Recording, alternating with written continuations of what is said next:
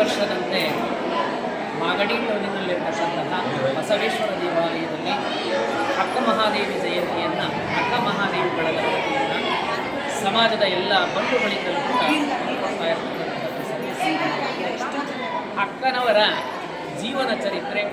ಅಕ್ಕನವರ ಬದುಕಿನ ಜೀವನ, ಅವರ ಹಿತೈಷಿಗಳ ಮಾರ್ಗದರ್ಶನ ಬೇಕಾಗಿದೆ ಇವತ್ತಿನ ಸಮಾಜಕ್ಕೋಸ್ಕರ. ಇವತ್ತಿನ ಒಂದು ಸಮಾಜದಲ್ಲಿ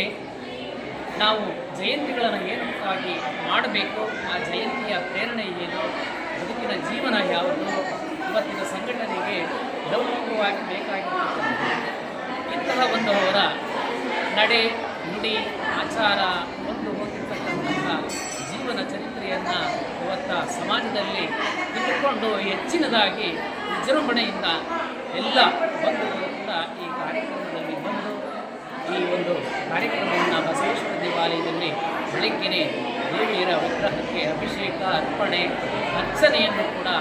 ಸಲ್ಲಿಸುತ್ತಾ ಪ್ರಸಾದದ ವ್ಯವಸ್ಥೆಯೂ ಕೂಡ ಯಾವುದೇ ಒಂದು ಗೊಂದಲ ಇಲ್ಲದ ರೀತಿಯಲ್ಲಿ ಶಾಂತಿಯಿಂದ ಹೋಗ್ತಾ ಇದ್ದಾರೆ. ಇದೇ ಒಂದು ಅಕ್ಕ ಮಹಾದೇವಿಯರ ಜೀವನ ಚರಿತ್ರೆಯನ್ನು ತಿಳ್ಕೊಂಡು ನಾವು ಕೂಡ ಅಳವಡಿಸಿಕೊಂಡು ನಡಿಬೇಕು ಅಂತಕ್ಕಂಥದ್ದೇ ಜಯಂತಿಯ ಮಹೋತ್ಸವದ ಆಚರಣೆಯ ಶಕ್ತಿ ಬಿಂದುವಾಗಿದೆ.